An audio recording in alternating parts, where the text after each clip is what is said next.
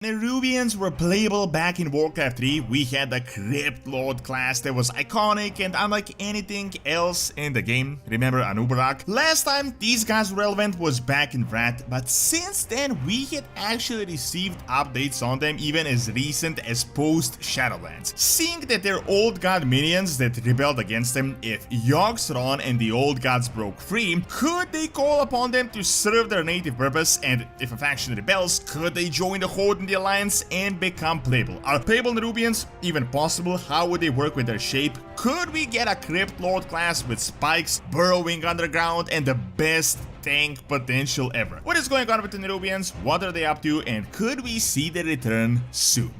If you guys want to buy Total War, Elder Scrolls, or any other game, you can get them at great prices with my Gamivo link. You can also get anything Warcraft related, gift cards and software, and all below market prices. Best of all, if you add my code DORON, you can get an even bigger discount, so make sure to check out my link in the description and get some amazing deals with Gamivo.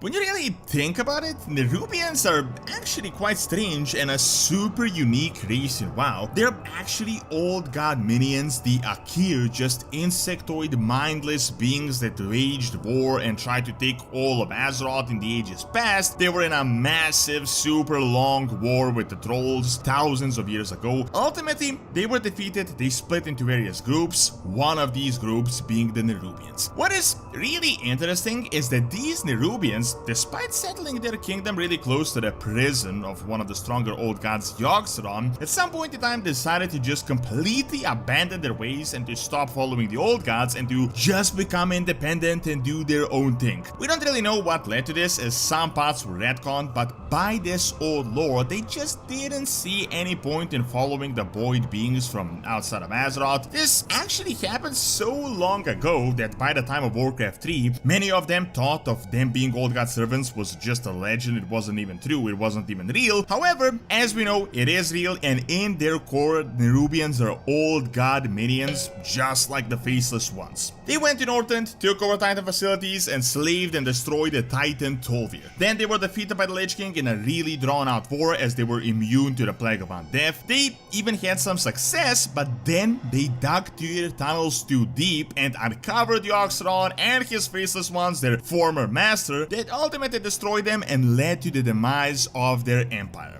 Most of the Nerubians were destroyed, especially the majority that became a part of the Scourge, but there was an independent faction that was actually friendly to us and that, by their insanely long history in the Warcraft franchise, can completely realistically join our factions. Remember that back in Warcraft 3, Nerubians were playable, we even had a Crypt Lord class, so this wasn't just one-off expansion filler race like a lot of the others that we tend to see. Now, all of this happened back in Wrath of the Lich King, and you may be wondering, are these guys even still a thing? How could the Nerubians return? And luckily, we actually have some official Blizzard information on this, as we've received multiple updates over the years. So the first update happened around Cataclysm, where we learned that Nerubians hid an enormous secret stash of eggs that they could use to repopulate their people after the defeat of the Scourge. This was the first hint we got post-Wrath. Then in BFA, we got the Nerubians back as we went to this little island expedition near Northrend, somewhere near Northrend, where we could discover them as we searched for Azerite. Although these guys, the skittering hollow guys, were different. They got there together with a spider lord that dug a huge tunnel during the War of the Spider, as they saw that they were losing to the Scourge, but ultimately we defeated them as well. Then later in BFA, we learned that some Nerubians were summoned by Zek Waz using corrupted Titan discs, and these were the only Nerubians we can actually see that were loyal to the old gods and doing their bidding.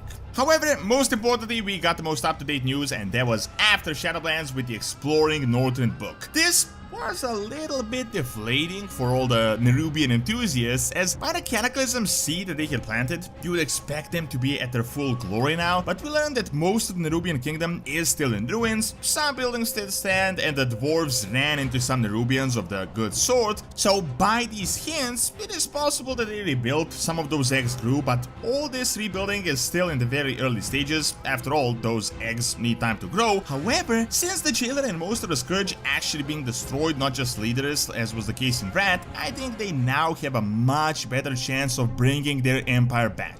However, right now things are getting even more interesting. There is a lot more potential. As we all know, old gods are getting more relevant than ever in Dragonflight, and I feel like as they get relevant, their minions are going to get relevant as well in turn. Remember back in Mist how the Mantid that was also sort of independent, doing their own thing, just completely flocked to Garrosh as he got the heart of Y'Shaarj, who was the most powerful old god. I feel like the same thing could happen to the Nerubians and Yogg-Saron if he broke free. Sure, they were independent for thousands of years, but it is easy to be independent when Yogg-Saron is weak and in prison and no one really threatens your independence. However, Yogg-Saron made Galakrond, as we've just learned, whose essence was just taken by Ridicron. It was confirmed that Yogg-Saron is still sort of active in Northrend a year ago, and Xal'atath is obviously planning something crazy. So let's just say that Yogg-Saron somehow manages to break free, and not just him, but all the old gods, they get their actual power levels back, not the weakened forms you always faced, and we get an actual Black Empire. Imagine if then they call their minions back. I mean, do you think Nerubians can really resist this call? My guess is no, and I could see them splitting into factions. One that want to return to their old glory as their independent empire was shattered, so there's no point in independence anymore. Let's just go back to the Black Empire. And we could get a faction of the stronger ones, the ones that want to rebuild an independent empire in Northrend. These guys could join us and actually become playable. However, how could this realistically work, and how would a Crypt Lord class even work out in the game? So the biggest thing about Nerubians is their actual shape that is the biggest problem. I mean, sure, we have all sorts of shaped races, but these guys are pretty much spiders, so it would be hard to make everything fit around them, the armor. Luckily though, Blizzard did create a precedent with the Draktyr. I mean, they managed to give us a dragon race that is humanoid and quite unlike the actually massive dragons. I could see something similar happening with the Nerubians. I mean, if this faction decides to completely do away with their old god heritage, they might want to purify themselves in a way. I mean, think of it something similar to trolls in the Well of Eternity and how the trolls turned into night elves. So these Nerubians could start looking humanoid-like, maybe quite similar to the Mantid. In fact, seeing that the Mantid weren't just bad guys back in Mob, they could also become a customization options for this new Akir old god-like race. However, it is not just a playable race. The most interesting thing, this interesting feature, could be the Crypt Lord class that actually used to be a hero class back in Warcraft 3 that we've played with, as all of you guys remember Anub'arak. The thing about a lot of these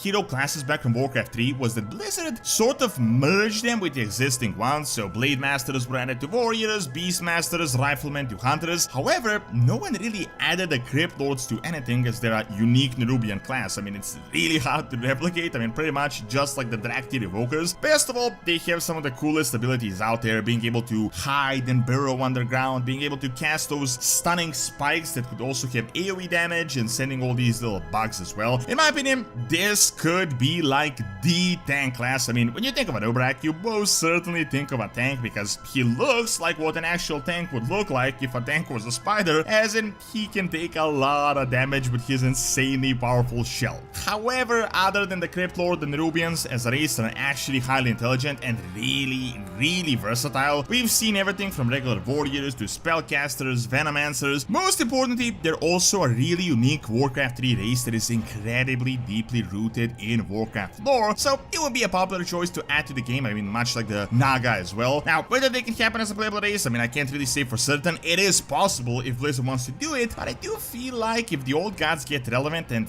almost certainly they will, they're going to be returning soon and their story will continue, as after all, the Nerubians are very closely tied to the Black Empire.